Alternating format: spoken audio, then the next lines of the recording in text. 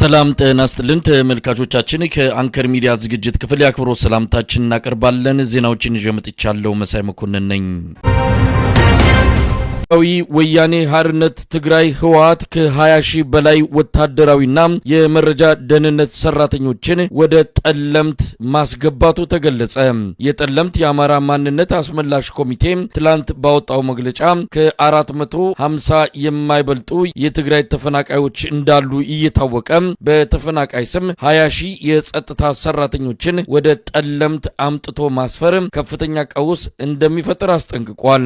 ህወሓት የጠለምትን አስተዳደር በጉልበትና በገንዘብ ለመውሰድ ዝግጅት እያደረገ ሲሆን ለዚህም 11 ሚሊዮን ብር ለሰዎች መደለያ ለመክፈል ማዘጋጀቱን ከጠለምት የአማራ ማንነት አስመላሽ ኮሚቴ መግለጫ መረዳት ተችሏል። የአብይ አህመድ ሰራዊት የቀድሞውን የጠለምት አስተዳደር በማፍረስ ሙሉ በሙሉ እንደተቆጣጠረው የሚገልጹት የጠለምት የአማራ ማንነት አስመላሽ ኮሚቴ ምክትል ሰብሳቢ አቶ ስለሺ ንጉሴ ቀጠናው ወደ ለየለት ቀውስ ከመግባቱ በፊት የአብይ አህመድ ሰራዊት የህዋቶችን ህገወጥ ተግባር ማስቆም ይገባዋል ሲሉ ለአንከር ሚዲያ በሰጡት ቃለ መጠይቅ ገልጸዋል። ተስፋችን ፋኖ ነው ይላሉ አቶ ስለሺ ንጉሴ።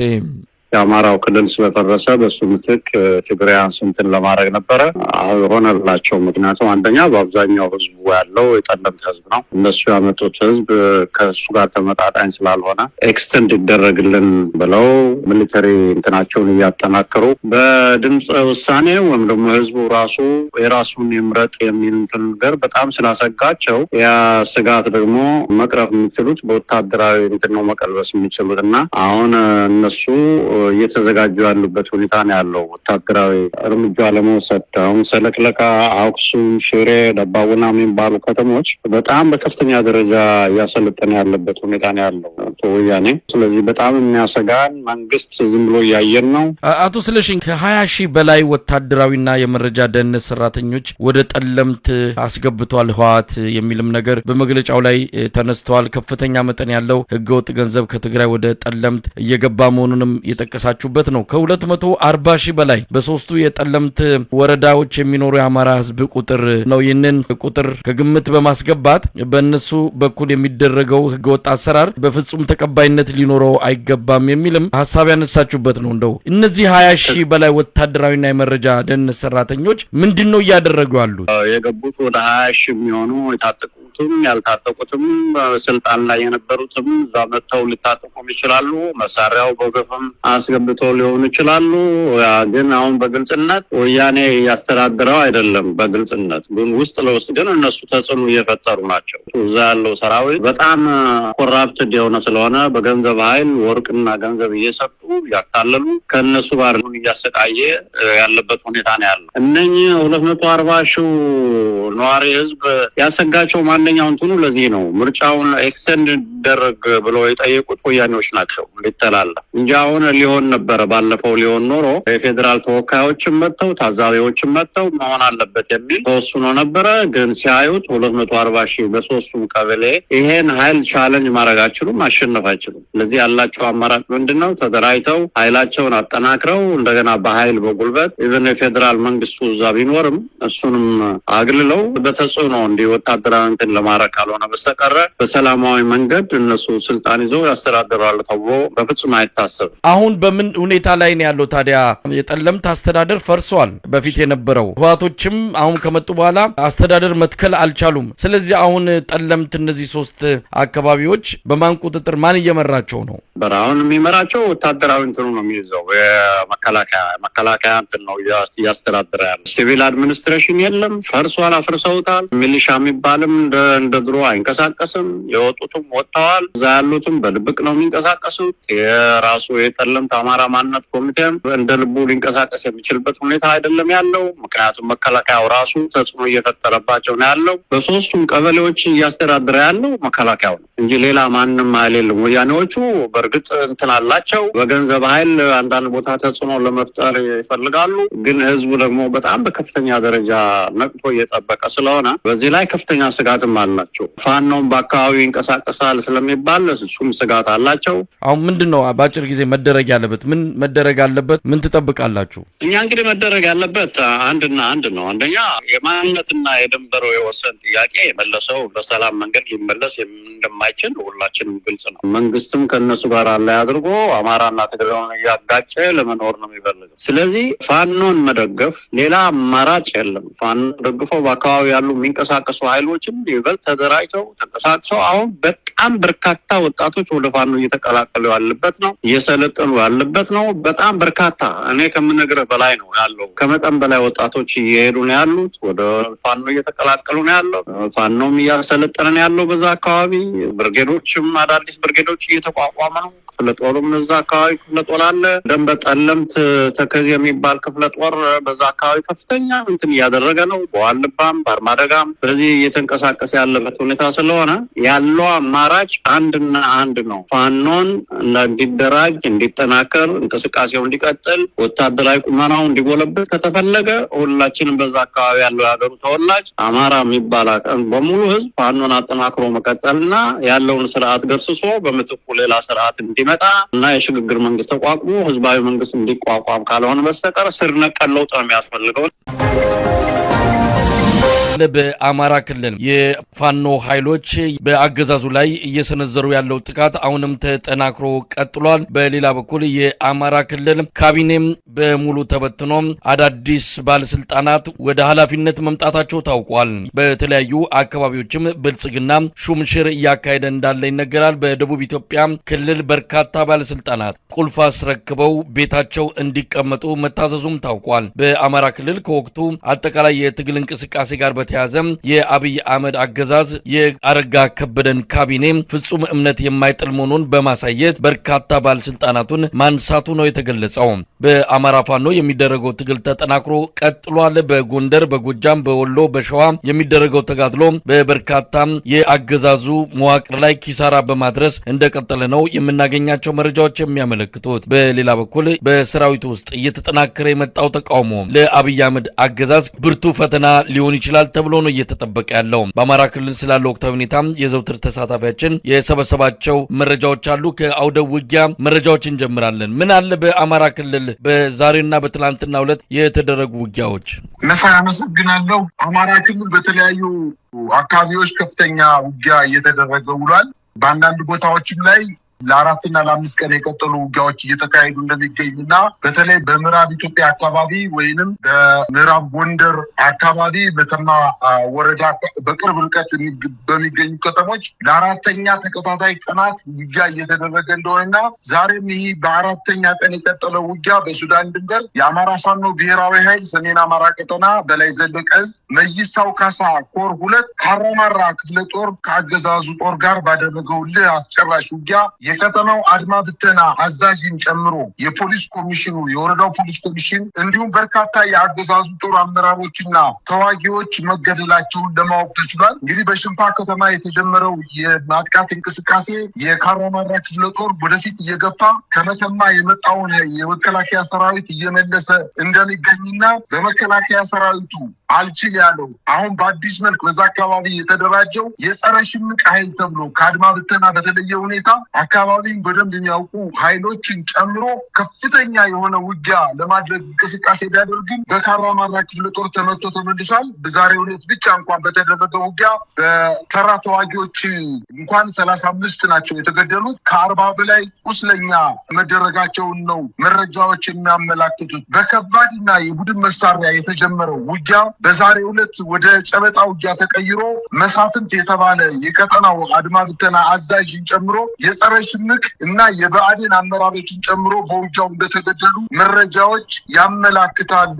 ይህ በእንዲህ እንዳለ ከሳምንታት በፊት በደቡብ ጎንደር በርካታ ወረዳዎችን ያጣው የአገዛዙ ጦር ተመልሶ እነዚህን አካባቢዎች ለመያዝ በተለይ በዋናነት በዛ አካባቢ ጠንካራ ክፍለ ጦር የተባለውን 77ኛ ክፍለ ጦር ወደ እስቴና ወደ ተለያዩ የደቡብ ጎንደር ወረዳዎች ከደብረ ታቦር እየተንደረደረ ለማጥቃት እንቅስቃሴ ያደረገ የመንግስት ኃይል በደቡብ ጎንደር ዞን እስቴ ወረዳ ሾላክና ቆማ ፋሲለደስ በተባለ ቦታዎች ላይ ከፍተኛ መከላከል ገጥሞት እየተመታ እንደሚገኝና በዚሁ አካባቢ ከባለፈው ሳምንት በተደረገው ውጊያ ሰራዊቱን አስደምስሶ ቦታዎችን ለፋኖ ኃይሎች አስረክቦ የወጣው የአገዛዙ ጦር ዛሬ ጠዋት የተነጠቀውን ቦታ መልሶ ለመቆጣጠር ከባድ ውጊያ ከፍቷል።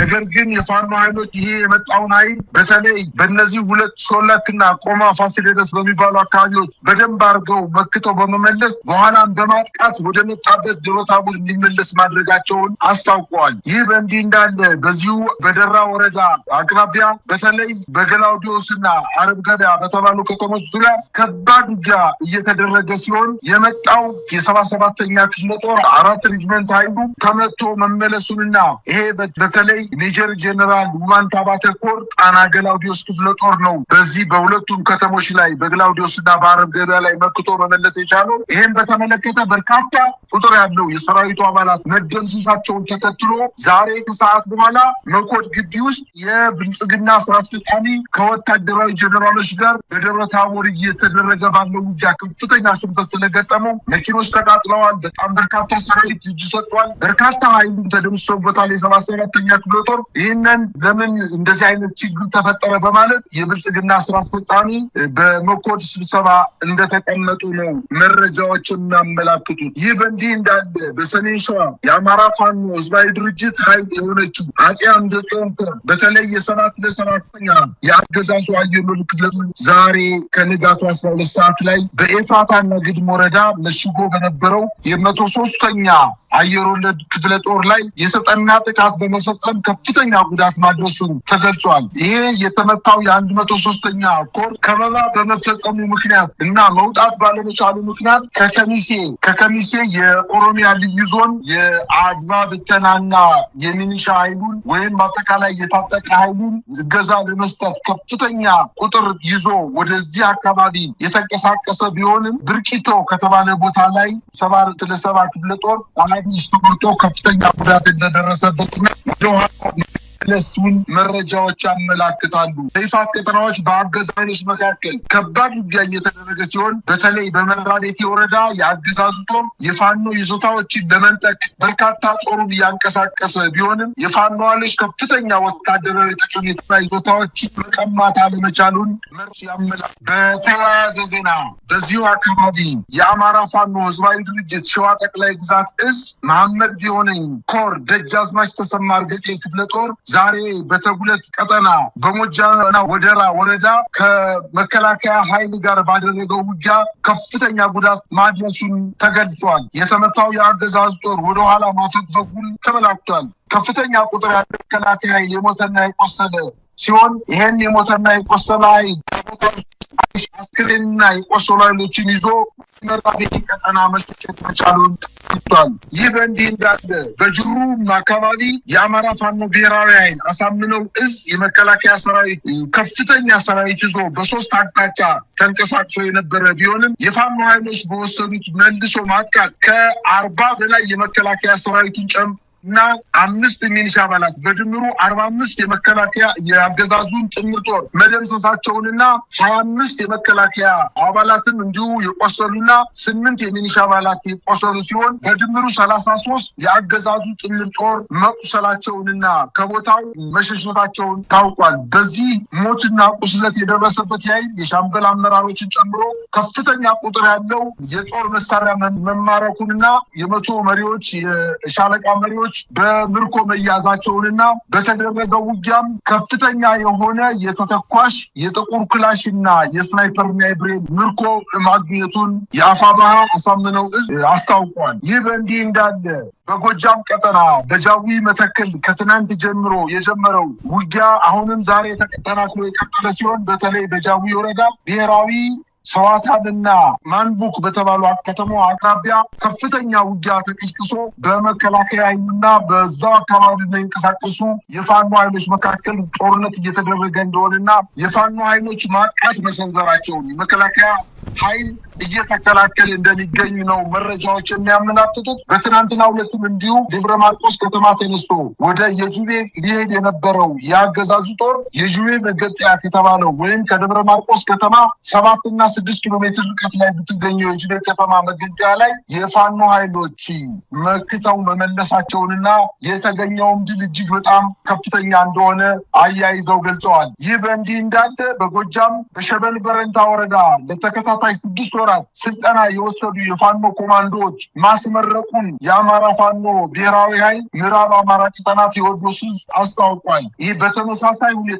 በጋይንት አንበሳው ጋይንት ክፍለ ጦር በርካታ የኮማንዶ አባላትን ለ6 ተከታታይ ወራት ሲያሰለጥናቸው የነበሩ በርካታ የኮማንዶ አባላትን ማስመረቁንና የፋኖ ኃይሎች በአንድ በኩል ራሳቸውን እየተከላከሉ በሌላ በኩል ደግሞ በርካታ የኮማንዶ ኃይሎችና መሰረታዊ ትግል የወሰዱ የፋኖ ኃይሎችን ማስመረቅ መቻላቸውን ተመላክቷል። በመጨረሻ በሸዋ አካባቢ በሚዳ መራኛ ተብሎ በሚጠቀሰው አካባቢ እንዲሁም በጎጃም በማሻከል አካባቢ በወሎ ደግሞ ጋሸናና በአምባሰል ተራሮች አካባቢ እንዲሁም በጎንደር መተማና አካባቢው ሚኒሻው እየፈረሰ ለፋኖ ኃይሎች እጁን እየሰጠ እንደሆነና በአጠቃላይ የሰራዊቱ የመዋጋት ሞራል በጣም እየተዳከመ በመምጣቱና የሚኒሻ ኃይሉ ፊት ለፊት እየተጋፈጠ እየተመታ በመሆኑ ስለነቃ እና ስርዓት እንደማያሸንፍ እርግጠኛ ስለሆነ በገፍ እጁን እየሰጠ እንደሚገኝና አንዳንዶችን የመከላከያ ሰራዊት አባላት ይህን ተከትሎ